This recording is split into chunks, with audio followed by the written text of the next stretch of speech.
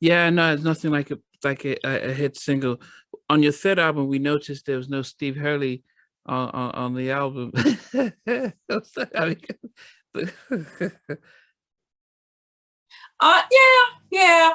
I mean, it was at that time, he and I kind of decided to part ways. Creatively, I just wanted to take it more R&B. Oh, okay. And that was like house. I mean, that's the part of my DNA. You know what I mean? So it's like, but as an artist, I wanted my next record to be all R&B. Wow. And so, and then of course, you know, like my peers and rubbing elbows with producers that wanted to work with me and that I wanted to work with perhaps. I just wanted to do something different, basically. And just really get the chance to delve into the R&B and add some of my jazz influences, some of my gospel influences. I just wanted a record that was like really, really showing what I'm about 100%. You know what I mean? I didn't want to have to sacrifice, make allowances. And so you know, I was lucky to be in a position where I could do that. And RCA helped facilitate that. You know what I mean? But he had a record or two on there. He had a record or two on there that we did. That was part of our parting. Okay.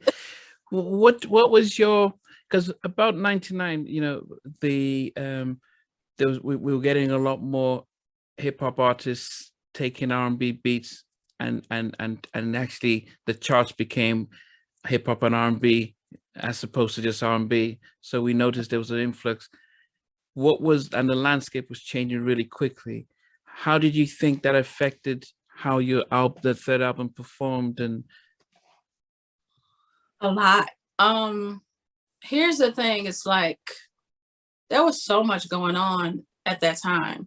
Like hip hop was taking over. Yeah.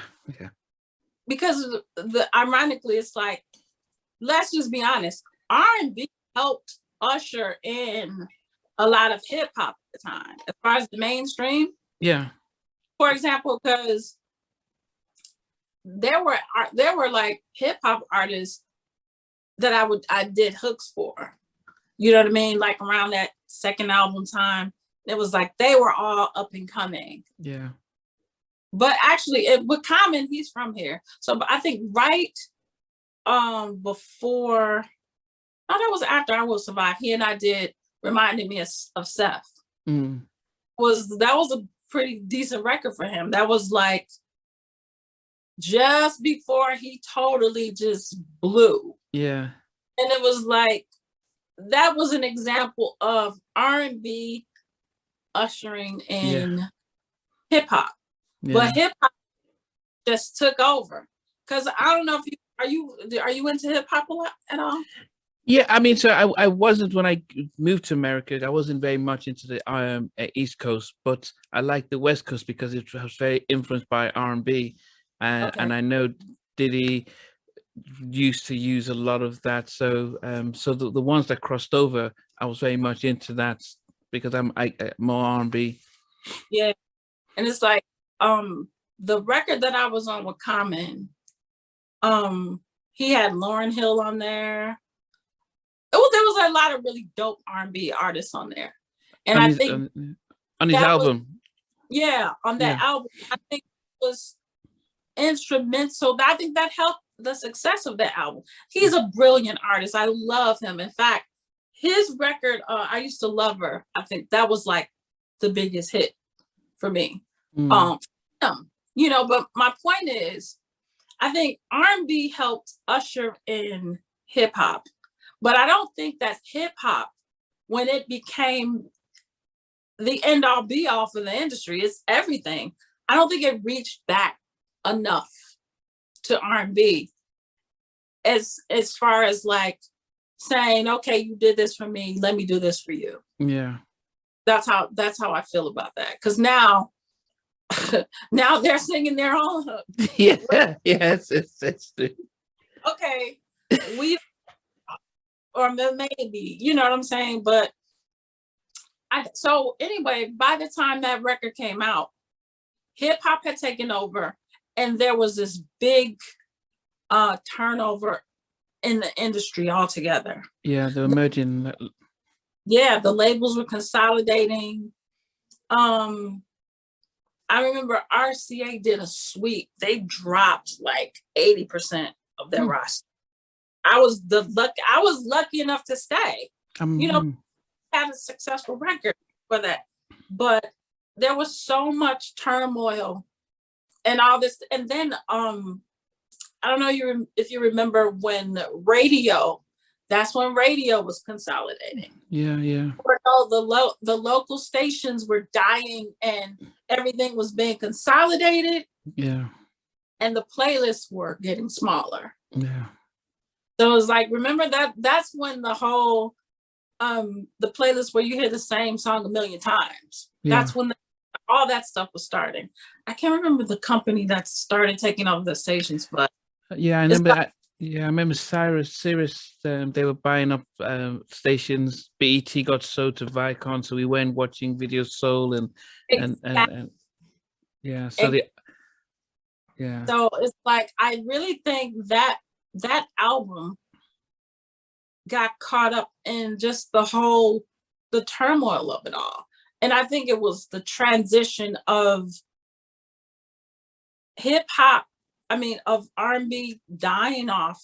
Now, I don't want to say off, but taking a major hit and just everything was hip hop. Yeah. Everybody wanted to be so cool and we're hip hop this, hip hop that. Yeah. And the playlists were changing. Like the top of the playlists were now hip hop songs. Yeah. Content was changing. With the violence and this and that. Let me just say, I'm a hip hop head. I love hip hop. Yeah. I love like substance. I mean, I don't like the club stuff. Everything has its place. Yeah. But it just got kind of, at some point, I think it's just empty. Like to me right now, a lot of it is really empty. And what you're hearing on the radio it's not doing anything. I think it's detrimental to the youth in most cases, but it's just not, I don't know. It just has no feeling. Like, I just believe in music evoking emotions. Yeah. And feeling, whether it's happiness, sadness, or whatever, but it's just like dead to me. Yeah. Yeah, because I do know that you did share the clip with Tank talking on drinks and stuff, and I tagged you because when I interviewed Donnell, he said the same thing. First, he talked about how everyone spoke about love in a different way, and it was but now it's like everyone's just selling whatever that they can, and that's what gets pushed by the majors. Right. It's like.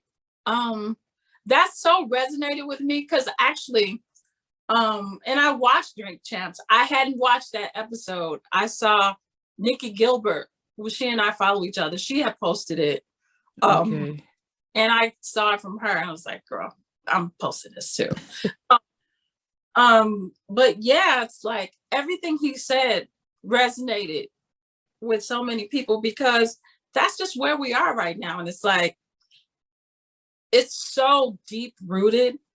It's so deep rooted. And it's like, I don't know. A lot of people were saying to me, it was like, you all have to take it back. You all have to take it back. And it's like, that's what we're trying to do.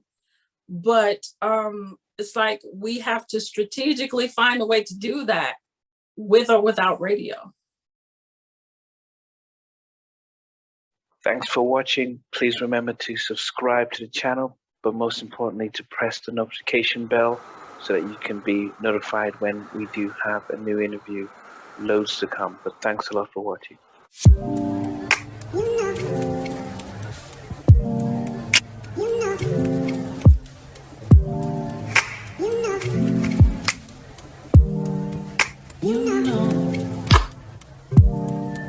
I begin to